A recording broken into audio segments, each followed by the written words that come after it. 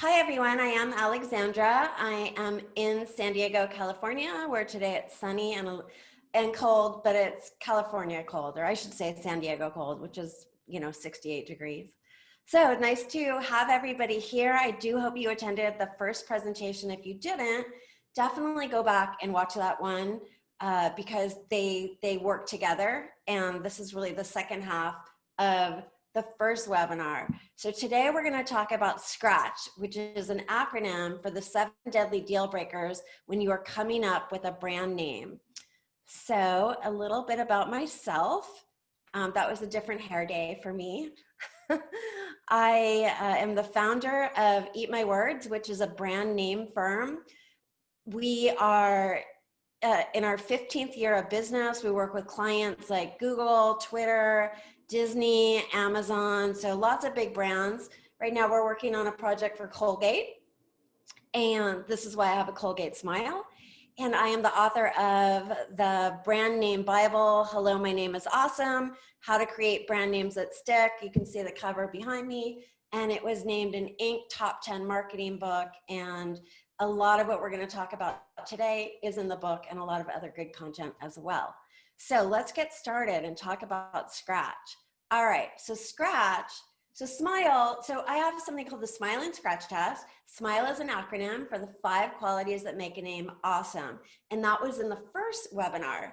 Now we're gonna talk about the flip side, Scratch, which is an acronym for the things you don't want your name to have. And the way to remember Scratch is if it makes you scratch your head, scratch it off the list, because nobody wants a head scratcher name.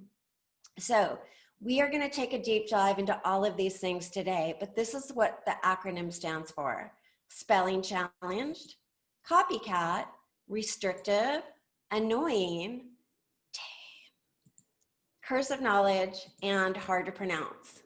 So let's take a look at the first one, spelling challenged. If your name looks like a typo, scratch it off the list. That's the easiest thing for you to remember.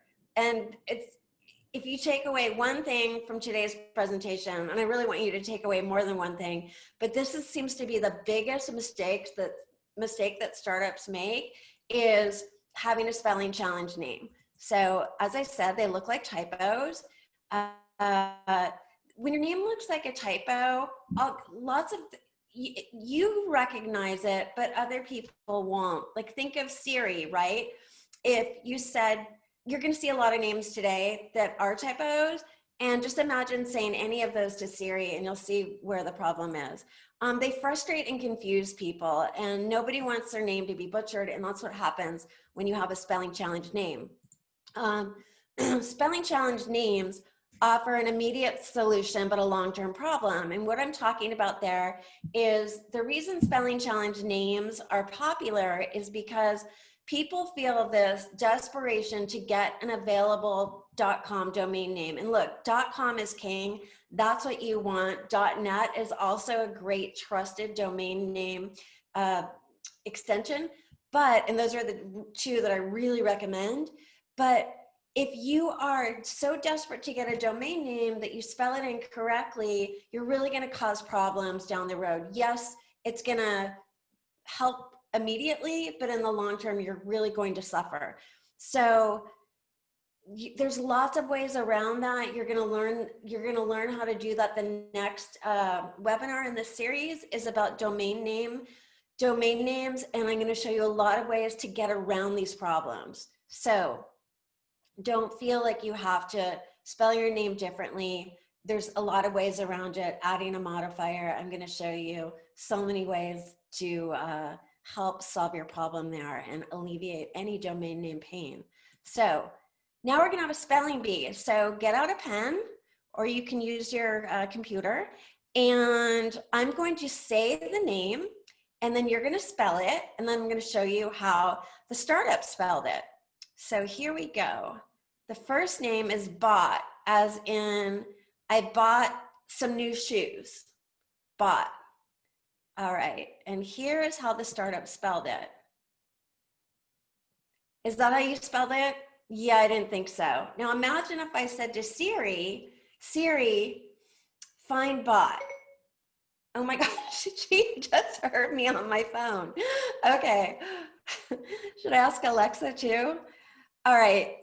So I'm afraid she's going to say something. So you can see the problem here. It's really spelling challenged. Voice recognition software wouldn't know how to spell it. If you were talking to a colleague about it and said, "Oh, I found this new app named Bot," and they said, "Oh, tell me more. Let me look it up." You would have to spell it for them. It's so unintuitive to spell it this way, and it might look clever.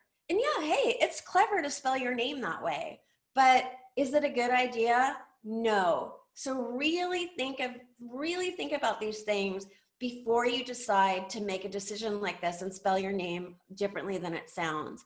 By the way, this startup, pardon the pun, bought the farm. All right, next name is Blurt, as in I blurted out the name, Blurt. Okay, is that how you spelled it? Probably not. So a lot of companies do this. They add an extra letter, but you're going to, something like this, you're going to constantly have to spell for people, and they're going to have to get it wrong. They're going to get it wrong. Okay, next name is Cool, as in my pink Barbie Corvette behind me is really cool. Cool. Yeah, I didn't think so. So you can see if you said this was a browser, like, oh, I use the browser. Cool. Oh, I haven't heard of that. Oh, it's cool with a U and an I. Like, you're really having to stop. And look, anytime you have to stop, and let's say this was your company and you had to explain the name to somebody, anytime you have to explain your name, you're essentially apologizing for it, and that will devalue your brand. So you don't want to do that. Okay, next name is Bridge, as in the Golden Gate Bridge in San Francisco. Bridge. Yeah, Bridge with a J. So you can see the desperation to get an available domain name. And again, I'm going to show you lots of workarounds there. Okay, next one, Friendly, as in Alexandra sure is friendly. Friendly. Yeah, friend. Hey, look, friend is weird that it has an I in it, the real word friend. So they spelled it phonetically, but friendly like that is a problem. So, again, just really think about how problematic this is. And if you have a name right now that's spelling challenge, you already are feeling this pain. I know it. So the good news is it's never too late to change your name. We just renamed a bank that's more than 100 years old. And you will learn all about name changes in the 5th webinar in this series, which is next week, which is all about name changes. All right, next name is Live Forever, as in you are immortal. You are going to live forever. Yeah, so this is where numbers are problematic, because you would have to always spell it out for people. And yes, it's clever to use a numeral in your name. It's okay to use numbers if you are, latitude 47 is your name. That makes sense. It's familiar. But here's where people are going to stumble. You're going to always have to spell it out. Spelling software, spelling correction software, it's always going to flag it. And that's going to be annoying for people, and you don't want to annoy your customers. You want your name to be friendly and approachable, like a welcome mat, not like a do not enter sign. All right, next is travel, as in I love travel. I have been to 50 countries around the world. All righty, travel. Yeah, so I'll tell you, the logo for this company is actually really cool. It's the L's are a subway map. So that was a designer probably that came up with the name and was like, oh, let's just spell it with all these L's.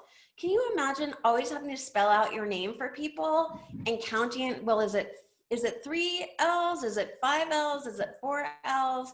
It's really an issue. So don't let design get in the way, right? You can spell your name correctly. This travel website could have just added a modifier word to get the domain name that they wanted. So really, spelling challenge, this is the most important. letter in Scratch. So now we're going to go to the first C in Scratch, copycat. Nobody likes the copycat. Why be somebody else when you can be yourself, right? Your brand has a personality. My brand, Eat My Words, has a personality. We're really colorful, fun, and unexpected.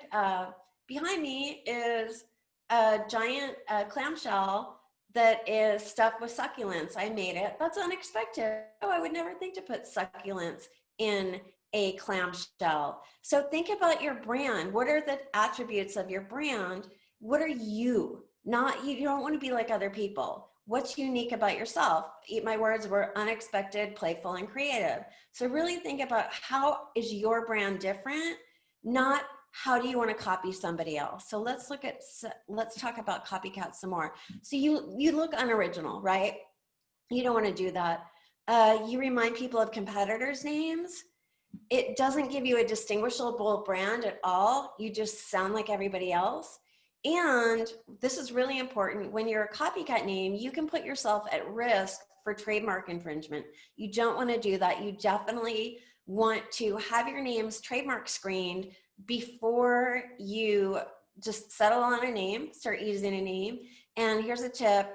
Just because you own the domain name doesn't mean you own the trademark. So, we had a client one time that paid $45,000 for an aftermarket domain name, which is insane, and then found out they couldn't get the trademark and they couldn't unload the name because nobody could trademark it because somebody else owned the trademark to a very similar name. So really do your trademark research. Alrighty, here's an example of copycat name: FreshBooks and QuickBooks. QuickBooks was the original. FreshBooks is a copycat. The word fresh is also a copycat name. It's really overused, and you want to avoid words that are overused. There's, rocket, monkey, those are a couple other ones. There's some in my book. I have a new online course. There's a whole bunch in there.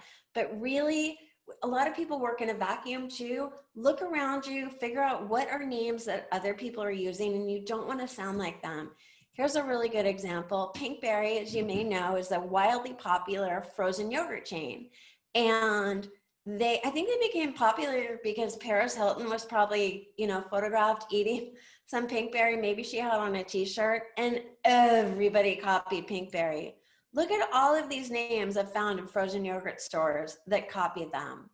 So here's what happens. You see a name like Lemonberry. What do? You roll your eyes like, oh my God, they totally ripped off Pinkberry or Peachberry or Sweetberry. That's what people do. They roll your eyes. You're unoriginal. You don't have a distinctive brand, and you open yourself up for trademark infringement. Now I want to tell you how I found these. I just went on Google and Google Images, and I typed in berry yogurt logos. And I just started putting the words in front of berry. I put in cool and sweet and yo, and all of these came up. There's even more than this. So that's a way to find out if your name is a copycat too. Go to Google Images and go to Google and just start typing in your name and see if there's other similar names to it. Now here's an example of another thing like that I did. So Pinkberry, these are just ripoffs of Pinkberry with the word berry. Here's another ripoff of it, Red Mango, another frozen yogurt store. Why is it a copycat? Because it's a color and a fruit. And by the way, if you come to the fourth webinar in this series is on brainstorming. You're going to learn how to fill out a creative brief and brainstorm, and we are going to do names for a frozen yogurt chain, and you're going to see there's a lot more things you can do to come up with creative ideas than just resort to being a copycat. So look at the word Red Mango. Okay, copycat of Pinkberry. Using colors in your name is also a copycat thing to do. Here's another thing where I went to Google, I just typed in the word red and with nouns after it, and then the word logo, and I found all of these, right? These are just the names. I'm not showing you the logos, but you can see, and I guarantee you, pick any color, type in a noun after it, And there's a good chance that it's already taken as a company name. The only one that's not taken, I believe, is beige kumquat, at least for a color and a fruit. Alrighty, so here's another copycat trend. It's using the suffix vana, okay, as in Nirvana. Look, Nirvana is a beautiful word. It was an awesome band. And it's one that I feel like we shouldn't really try to really mess with it, right? It's beautiful, it's spiritual, but people have really taken advantage of it. So here are some of the copycats with Vana, right? And you know, look, Carvana is really popular, and maybe they were the first to start using it. They're certainly the biggest. But here's another example where, okay, I was looking out my window. I have a beautiful pool in our backyard, and I was trying to come up with other Vana things. So I looked out the window. I'm like, what else would have Vana? And I saw our grill, and I typed in grill Vana, and sure enough, it came up on Amazon. So try this technique and see, are other people using this? And if they are, stay away from it. You're going to be a copycat. All right, LY. I think LY became popular because of the .ly domain extension, which is a CCTLD, a country code top level domain, which I don't recommend using.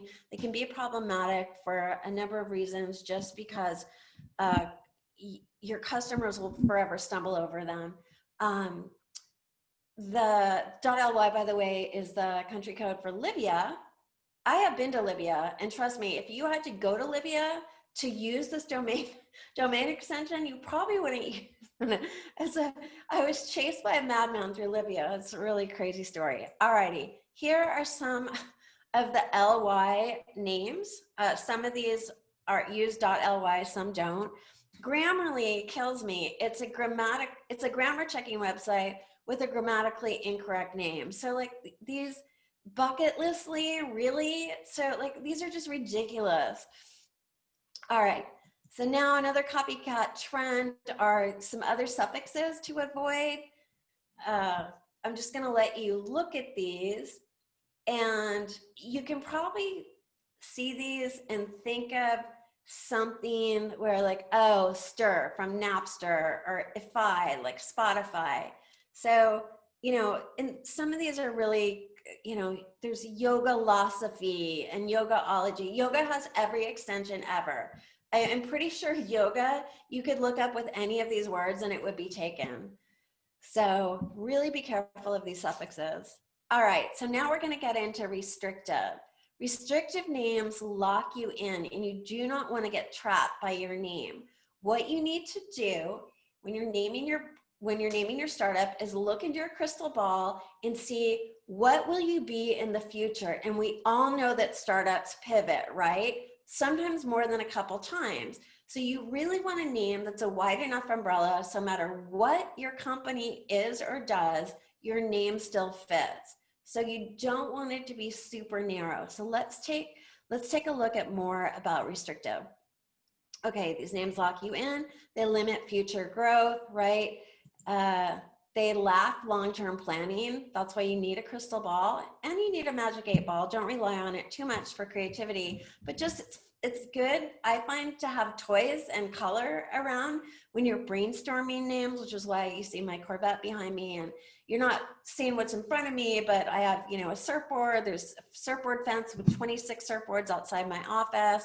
I have, you know, all kinds of toys and vending machines and lots of things that make me joyful and playful and creative. And I highly encourage you to do that if you are brainstorming names. Surround yourself with color and things that are imaginative, because it will increase your imagination as well.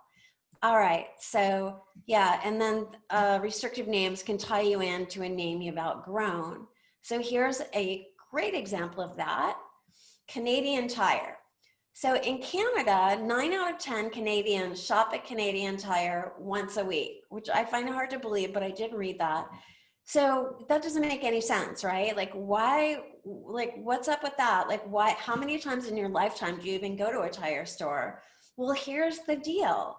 Canadian Tire sells way more than tires. They sell toasters, teddy bears, tools, trampolines, tents, tropical plants, trees, telescopes, and a whole lot of other terrific stuff. Not everything starts with a T.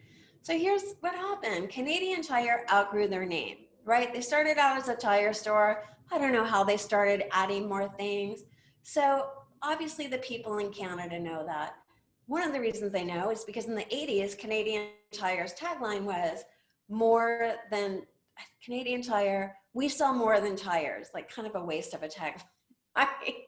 So look, people in Canada know, but what if Canadian Tire wanted to roll into your country? They would have to spend a whole lot of money advertising that they were way more than tires. And what if you didn't see the ads, right? You're completely oblivious to them. You're fast forwarding through them on your TV. You're just driving down the street and you see a giant sign, Canadian Tire. How would you know what was inside that store? So you really want to look inside your crystal ball. And if you find your company changing and you're like, oh, we're outgrowing our name, just change it. It's never too late to change your name. Like I said, come to webinar 5 and you will find out lots of ways that, and you can change your name pretty easily. And it's never been easier to change your name, in fact, and I will show you how to do it, how to roll it out, and we'll learn all about the pros and cons of that. So now here's another example. This company, Fast Signs, it's a very large franchise. They make signs fast. Well, their tagline for the last couple of years is more than fast, more than signs. Like, again, like what a waste of a tagline. So at some point they probably should have changed their name, but I know they're more than fast and I know they're more than signs, but I don't know what they are, and their name and their tagline are not evocative of anything. You want your name to be suggestive of a brand experience, and suggestive, by the way, is the S in smile, which is what we talked about in webinar 1. And I highly recommend you go back and go through that. All right, Hotel Tonight, which I love this company. You could, if you were traveling, you could find a hotel room where you were, get great rates. But what happened is they outgrew their name, and now you can reserve a hotel room up to 365 days in advance. So they outgrew their name. Lawn Love is a company in San Diego where I live.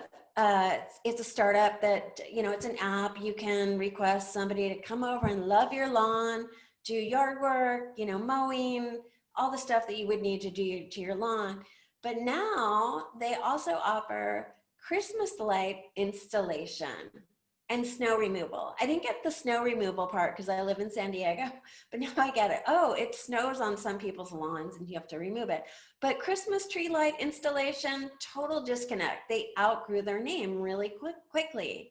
Now, if I were naming Lawn Love, I would suggest a name that was a wider umbrella and wasn't restrictive to just lawns. And here's an example of what that could be. A cut above. A cut above suggests lawn care, right? Because they're cutting your lawn, but it suggests quality. So no matter what home service they offer, they're saying, hey, we're a cut above our competitors. And that name allows them, by suggesting premium and quality, to charge a higher price. So that is what you need to do. Think about what could we possibly offer in the future, and let's make sure our name fits. By the way, a couple more quickly. 24-hour fitness is not open 24 hours in every location, and the 99-cent store, sorry, they sell stuff in there now for $3.99. Yeah, does anyone want to file a class action lawsuit with me? I'm just kidding. I love the 99-cent store. Alrighty, so now let's talk about annoying names, the A in Scratch. So annoying is completely subjective. These are my own personal opinions, not those of Startup Grind or Verisign.com, the sponsor. I just want to let you know that. So annoying names, I think, fall into a couple different categories. And you, by the way, you don't want to annoy your customers, right? That's the last thing you want to do. You want them to feel like you're approachable and friendly. Alrighty. So annoying names are ambiguous and disconnected, right? That's one of the things that they are, which is just frustrating for people. Oftentimes they're unnaturally forced and clunky. That's what I would call annoying to me. They have speed bump letters. That's annoying when you're typing something or trying to explain the spelling to somebody. So let's look at some examples.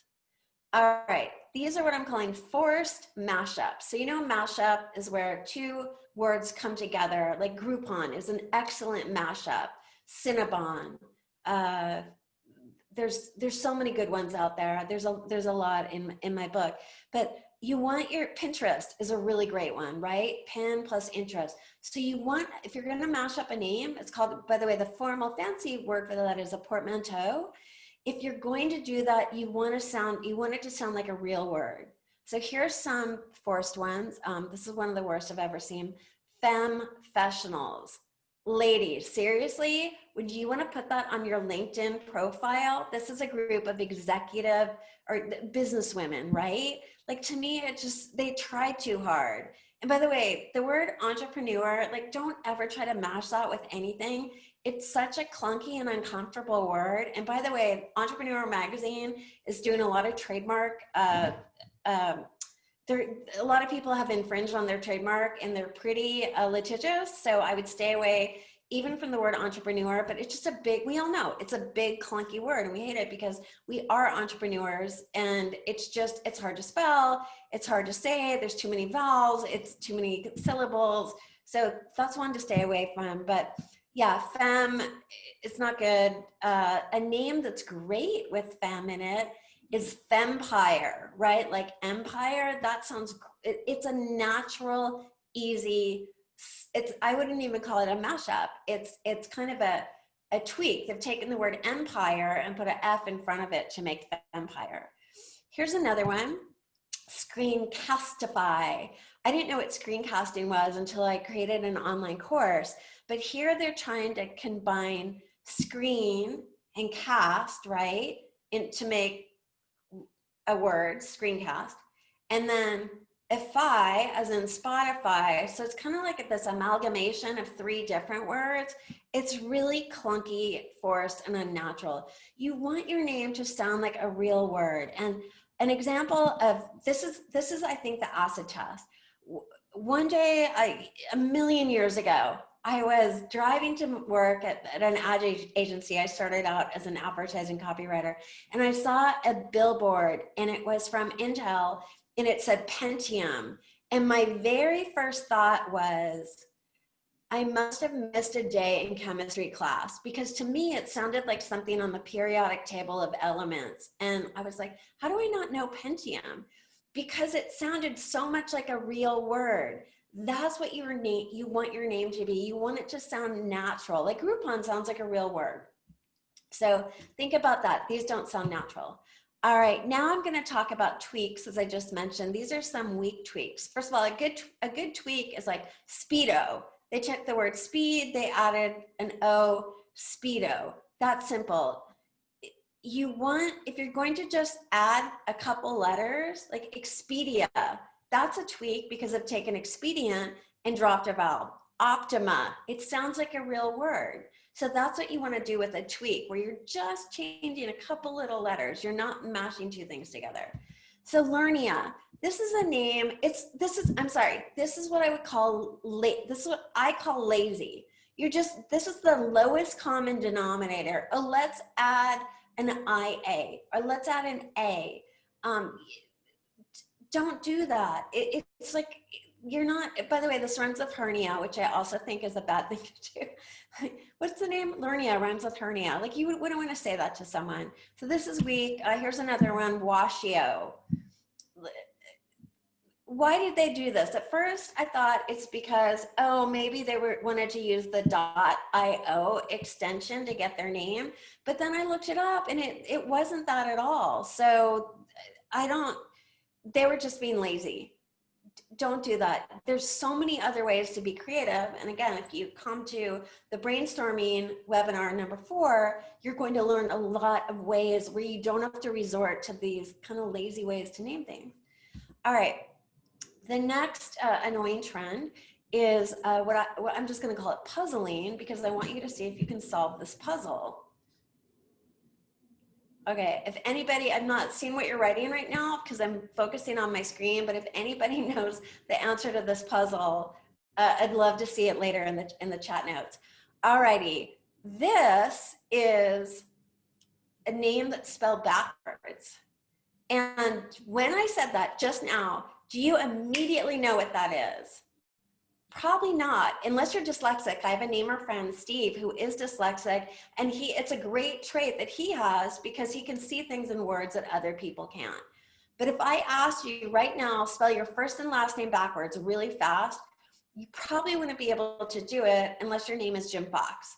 So this is Serena, spelled backwards, and this was a clothing brand of Serena Williams, the tennis superstar. Here's another name that's spelled backwards, Zobni. This was a startup that Yahoo actually purchased. They're no longer in business. It's Inbox spelled backwards. And this is just a really troublesome name for people because you see Zobni and your brain it's not doing the math, right? It's not translating it. So this name is one that people always stumbled over. It's also hard to pronounce. This is a complete head scratcher in every way. Alrighty, and finally, another annoying trend is to do what I call speed bump letters. I'm going to show you the name of a really popular yoga brand. They're actually located here in San Diego County, Prana.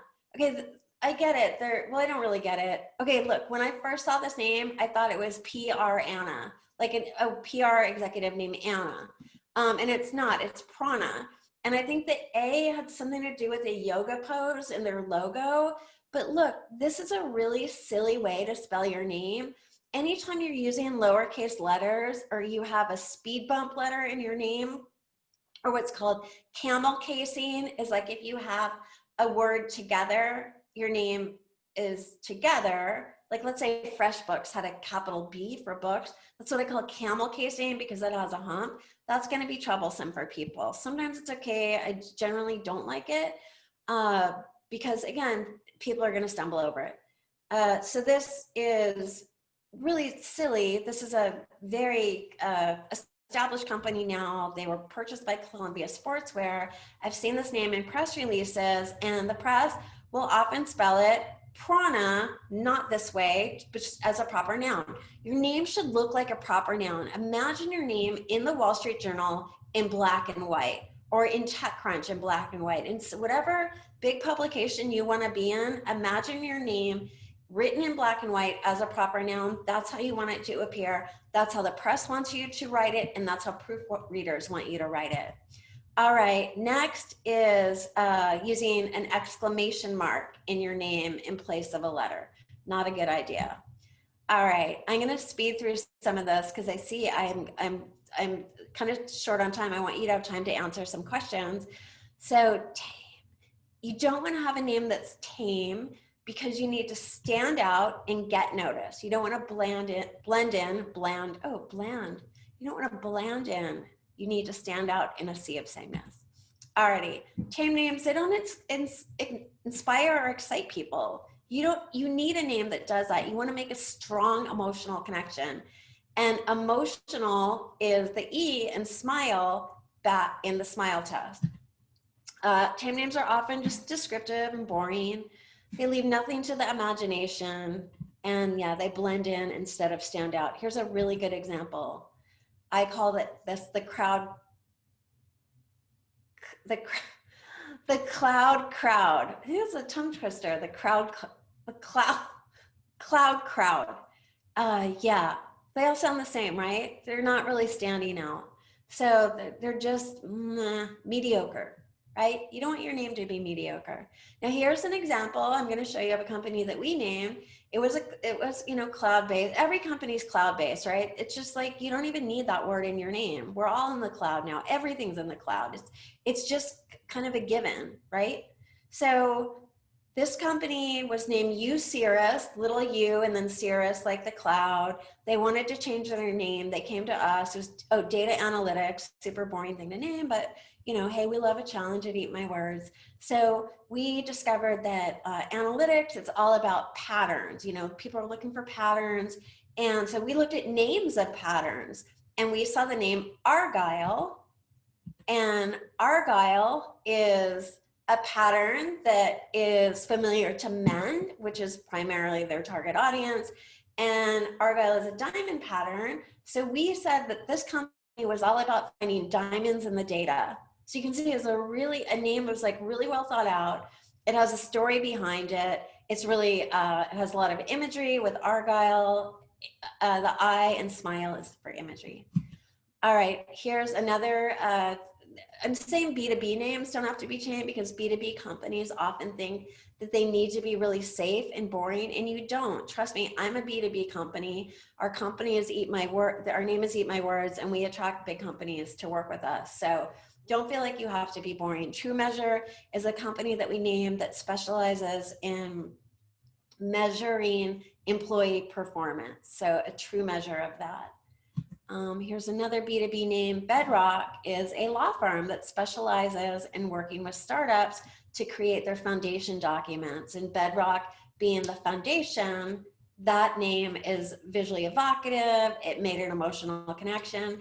And this company is actually run by an attorney named Layla Benajamali, and she knew her name would be difficult for people. It's a total scratch name, right? Benajamali. Layla's hard for people to spell as well. So she said, we want a company name, you know, I want to give myself a company name that fits, you know, the personality of the company, what we're offering. And once we changed the name to Bedrock, they started attracting the type of clients they wanted to attract. So think about that with your name as well. And Eat My Words does the same thing. We don't attract conservative clients because, you know, Eat My Words isn't a conservative name. So think about that. You want the tone and personality of your name to attract the type of clients and customers that you want. Okay, the C in Scratch stands for, the second C stands for curse of knowledge. And the curse of knowledge means that your name is really only understood by insiders, right?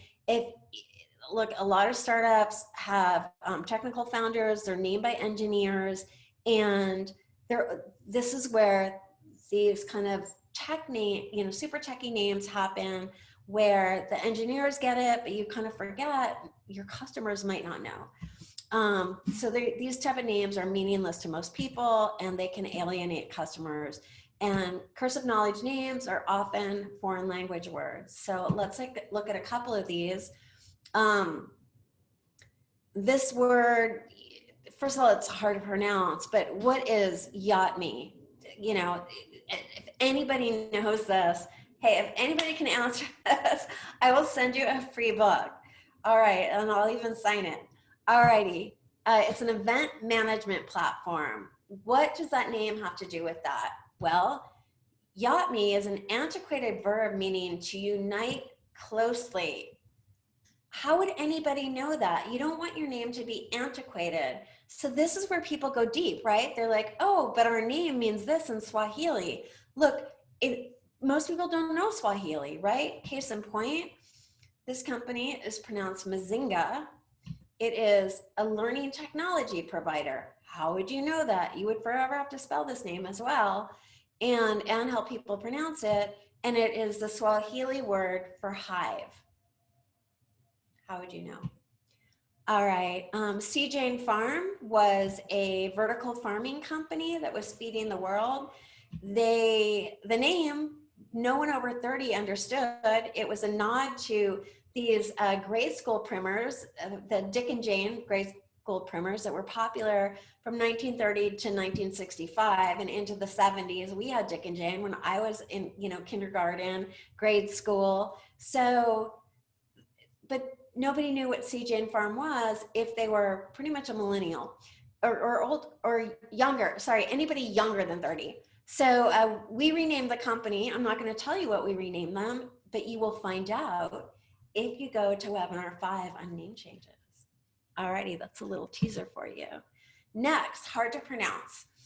We've seen some of these names throughout this presentation. Hard to pronounce names confuse customers. They often get butchered. They can cause embarrassment. Nobody wants to embarrass themselves by pronouncing your name wrong. And they're unapproachable and can often distance customers. And you don't want to do that. Like, have you ever been in a foreign restaurant and wanted to order something off the menu, but you couldn't pronounce it? So you either pointed at it, you didn't order it, or you butchered the pronunciation and embarrassed yourself. For me, that would be in front of a French waiter, always trying to order a salad niçoise and never knowing how to pronounce the word niçoise. And I apologize to anybody here who speaks French, and I have not said that the proper way. Okay, next. Okay, so I'm going to show you a word. You're going to think of how to pronounce it, then I'm going to show you how to pronounce it. So this word, how do you pronounce this word?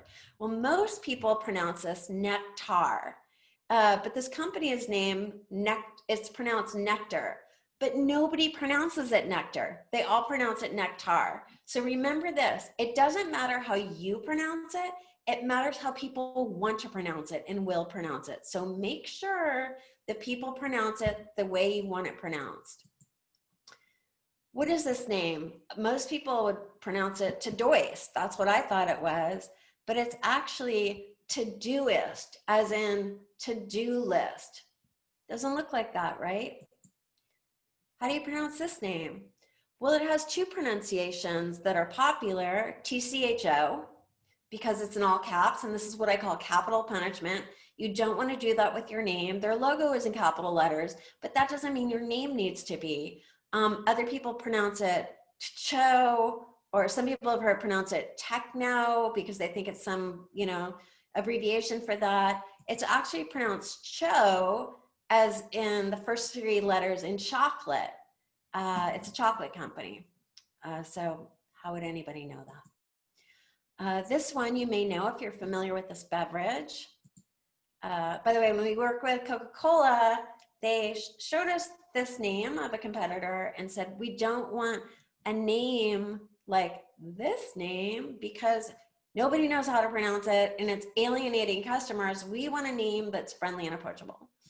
Alrighty, so how do you pronounce this name? The correct answer is LaCroix, right? But people pronounce it wrong all the time. So many people have heard say it LaCroix, people call it LaCroix. Yeah, LaCroix. It's, look, Americans especially, we don't know how to pronounce, we do not know how to pronounce things. We're like, hey, I'm well traveled, but even me, and I do know a little Swahili, but I have trouble. French words are really hard for Americans, unless, you took that in school, it's gonna be troublesome for you. Here's another one. How would you pronounce that? Obviously it's sosh, right? No, it's soch. Soch, as in socialize. Like, hey, let's socialize together. But nobody says how would you know that sosh was soch, right? You wouldn't. All right, this is another French one that's hard for Americans, at least, sorry, it's hard for people that live in the United States. I'm sure people in Canada know how to pronounce this. So most people here say sur la table. It's a really popular kitchen store, and it's pronounced sur la table. Again, apologies for my not beautiful French pronunciation. But to Americans, that word is table. People in the United States, sorry, to clarify. Okay, how do you pronounce this word? This is like a vegetarian protein powder company.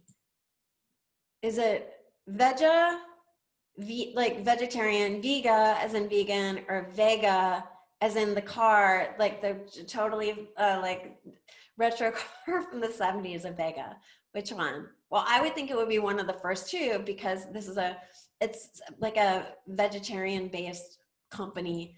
But no, it's Vega, like the car. And how I found out is I called the company after hours and I heard it on their voicemail. All right, and lastly, oh wait, no, this isn't last, sorry. It's almost last. How do you pronounce this? Ook, 5OC. Oh, sorry, I left out one of the O's. I apologize. You might have thought it was 4OC. It's 5OC. And lastly, how do you pronounce this name? It's a popular bike accessory company. I have a helmet. My bike helmet is from this company. It's Italian. Do you pronounce it Giro, or Euro? And this is like also the name of like GYRO, the Greek sandwich, which people never know how to pronounce either. This is Giro, but as somebody said on an internet forum, who cares as long as it's served with a side of tzatziki sauce. Alrighty, so that's Scratch for you. If you didn't take notes or you want to learn more, if you go to my website, eatmywords.com, you can see all of this. If you take, there's a test the strength of your name test. It will walk you through the full smile and scratch test where it will ask you questions about your name.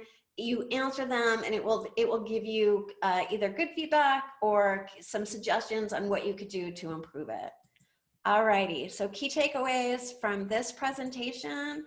Don't weaken your startup name with any disadvantages. Troublesome names frustrate and alienate customers. It's the last thing you want to do. And a name should make you smile instead of scratch your head. And before I get to questions, I just want to tell you a little bit about what's coming up next week. Webinar 3 is on domain names. You're going to learn all about how to get around any domain name pain that you have. I'm going to show you my favorite domain name tool, which is called Name Studio. If you want to check it out in advance, it's at namestudio.com. It's great for brainstorming domain names and just names in general. Brainstorming, we're going to talk about other techniques for brainstorming. I'm going to give you a lot of great tips here, and I'm going to show you how to create a roadmap so you have a strategy and a focus when you are creating a name, so you're just not trying to create a name with no structure. Name changes I've talked a lot about. You're going to see so many examples of really great before and afters. It will definitely inspire you. And finally, if you missed the first one, go back and watch webinar 1 of 5. And these will all be packaged together at some point, so in a nice neat bow, so you'll be able to see them all. Alrighty, now I'm ready for questions, so ask me anything. Well, thank you so much, Alexandra. I have a couple questions that were DM'd to me. So first, how do you make your name stand out in a very specific and saturated market? Well, I think a good example of that is Argyle, right? With the cloud, right? Everybody had cloud in their name. In fact, in San Francisco, commercial real estate people were trying to brand Market Street as the cloud corridor. It never happened. But like everybody had cloud in their name. But look what we did. We went deeper. Like we studied data analytics. We learned it was about patterns. Oh, what are names of patterns? Argyle, yeah, that resonates with the male audience. Oh, diamonds. So that's how we got there. So that's how you stand out. You have a name that's completely unexpected, and you will learn a lot of ways to do that in the brainstorming webinar.